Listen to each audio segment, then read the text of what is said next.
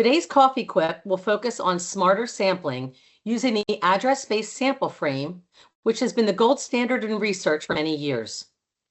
Our goal is to help researchers identify, connect, and engage with respondents. Recently, MSG has transformed the USPS address file into a powerful, data-rich tool that helps you reach the right people, including hard-to-reach populations. Today, we will be talking with David Malarek, who is our EVP of Sampling and Data Services. David has made major contributions to developing and enhancing MSG's ABS frame to benefit all types of research. With that being said, David is here with us today, and we're going to jump right in and talk about some ABS.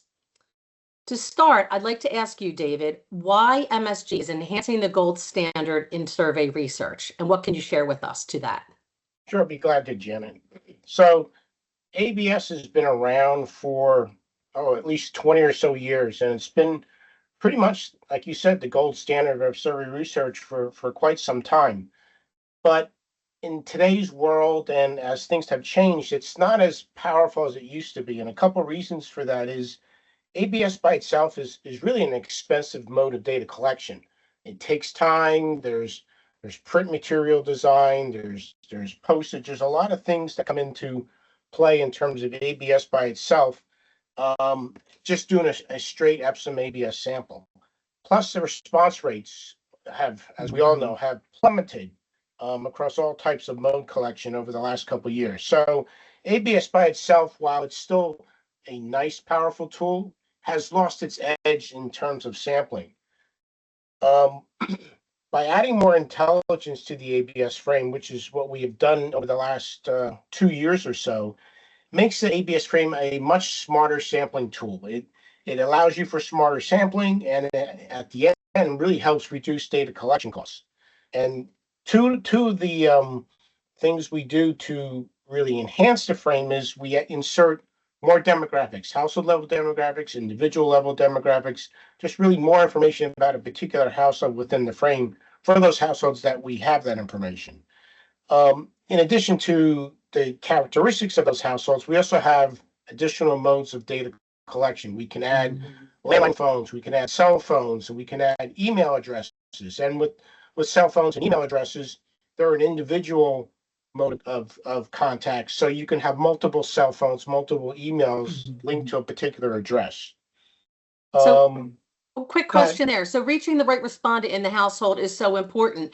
And you mentioned at the household level. How are you able to link that information, not just to the address in the household, but how are you able to do that to the different individuals in the household? And how many people can you reach in that household?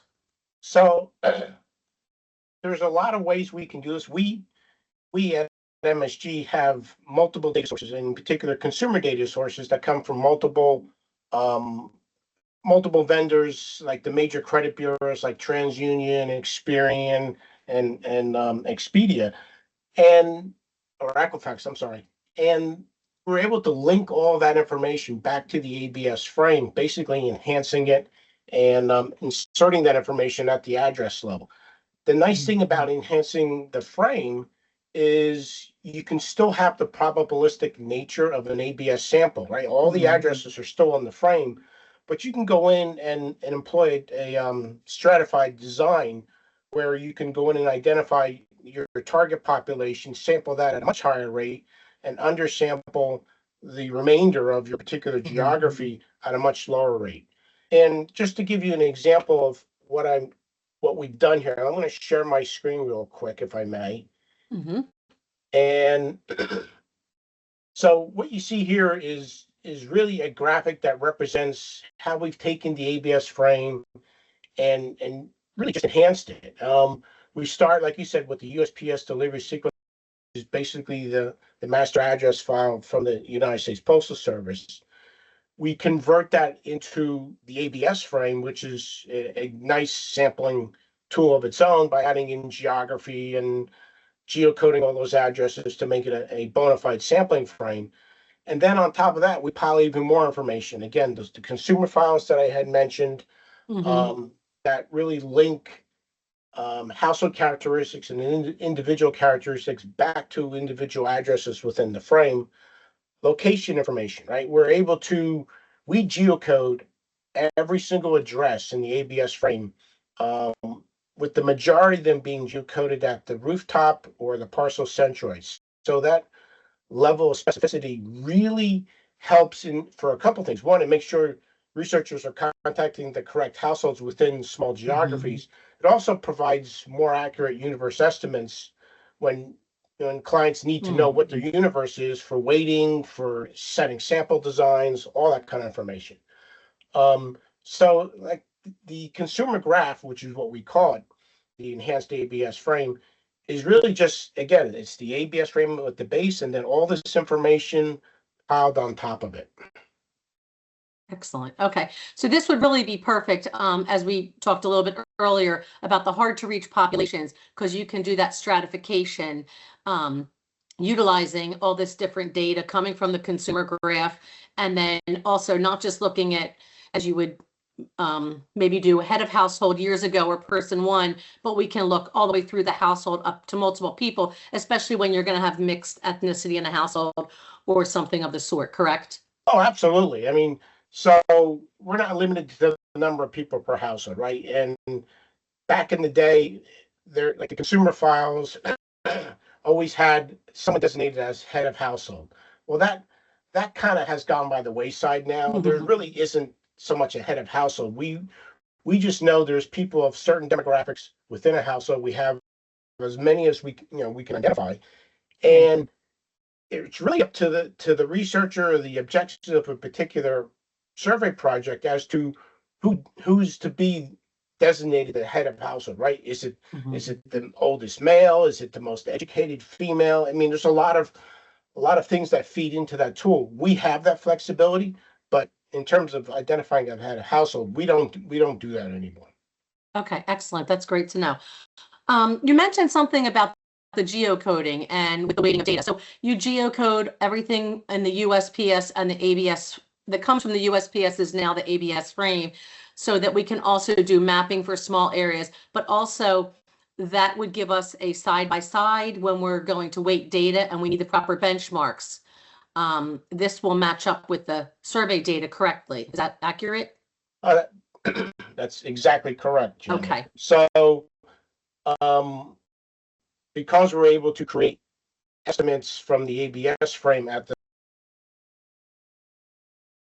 level, which are very accurate, you can use those estimates in conjunction with census data in order to use the census data benchmarks for weighting, for setting sample quotas, all that information. But it really puts the ABS frame more in line to what the census says. Okay, excellent. One other thing, I just want to go back because we talked about multi-mode approach, and as we all know, response rates are declining all the time, and it's so difficult to get anyone to answer a survey these days.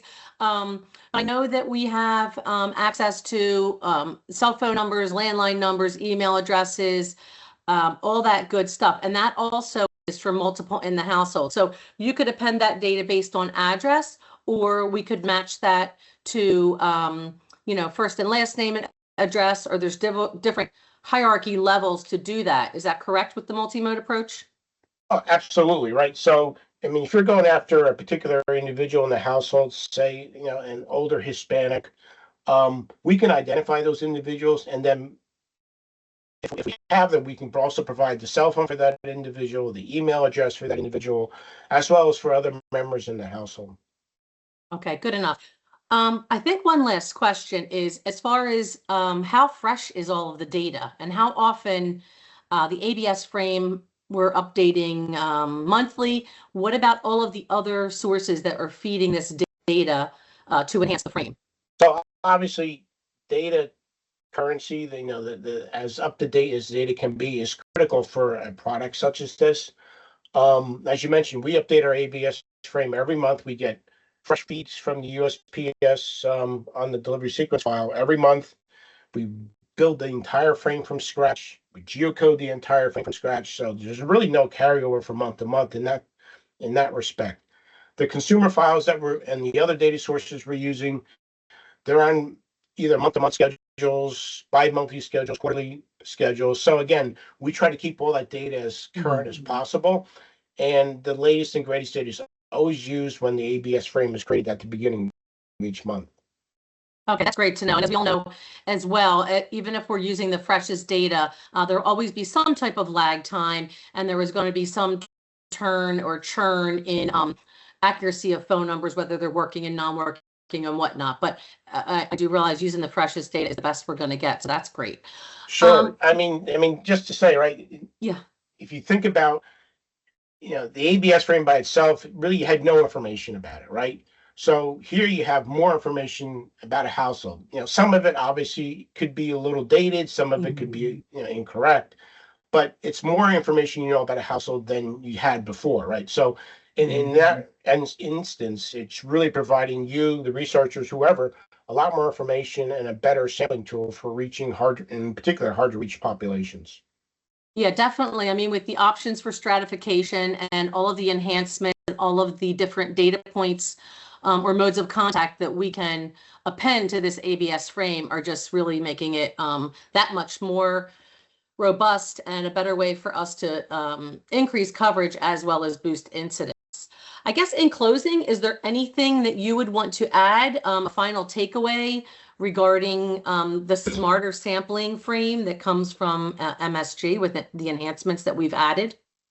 Well, I mean, MSG's always been an innovative company, right? So, and this is just one example of taking something that's been around for 20 years and having additional data sources and really just taking the time to link it all together, right? So this is not just like a one and done for us. We're constantly looking to improve the ABS frame. We're looking to locate new sources that can provide different types of information related to the ABS frame. So this is just an ongoing process for us, and we'll continue to do so. Okay, sounds good. Well, with that being said, I would like to thank everyone for joining us, and I hope you enjoyed this Coffee Quip. Be sure to follow MSG on social media platforms such as YouTube, LinkedIn, and X, and stay tuned for the next Coffee Quip. Thanks and have a great day. Bye. Bye now.